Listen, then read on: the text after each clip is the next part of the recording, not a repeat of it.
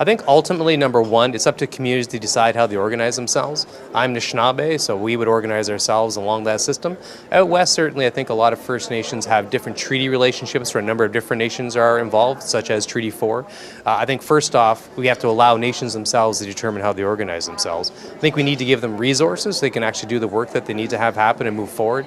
But I think the ultimate outcome has to be Indigenous nations living as Indigenous nations, with governance, with language, with culture, all contained, so we can take care of ourselves and our own lands and resources. Governance means the process, the legitimate process of a people making decisions over their fate. And in this case, Indigenous people are talking about our fundamental human right to self-determination, that we continue to be a people, each of us in our place, that we have a series of peoples across this country, which I'm not talking about Indian bands when I say that. The Royal Commission on Aboriginal People talked about 50 to 60 Indigenous nations across Canada, of defining the people and territories of each of those nations and how they make decisions through their own cultures, through their own traditions, through their own ways in their territory. And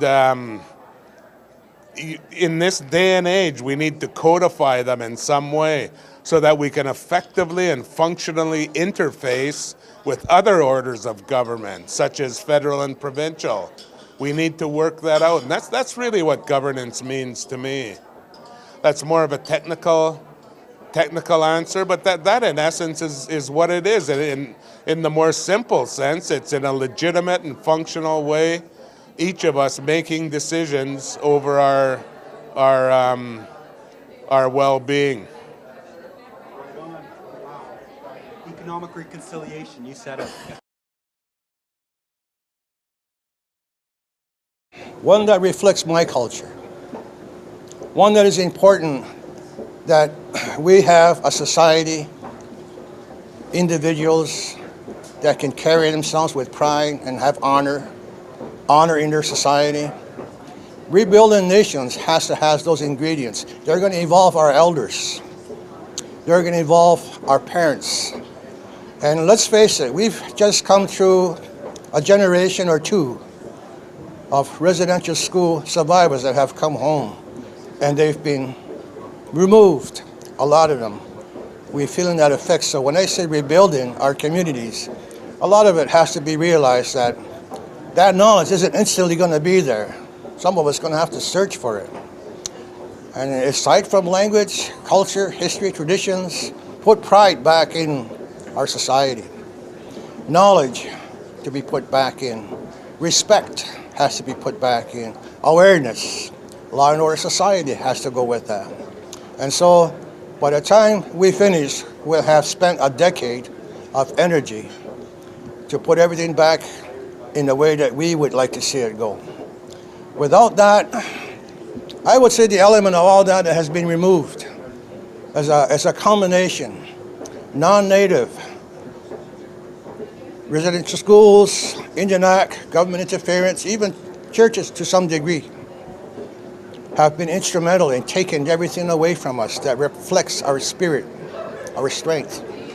So with the help of those, including churches, to put things back the way they were, and that's recognizing our spiritual foundation, cultural, language, a society, putting it back together.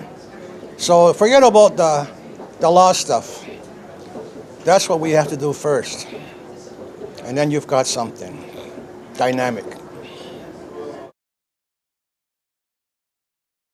Governance means many things. And the conversation I want to have most is the one that involves how we manage our communities, that governance. Not self-government, not in a large political structure, but governance on a daily basis, almost management. The idea of us being able to be ready when someone says, we support you, we want to reconcile, we want to provide resources for you, We want your communities to move ahead. Are you ready to take on that responsibility? Our answer should be, we're ready to do that governance work.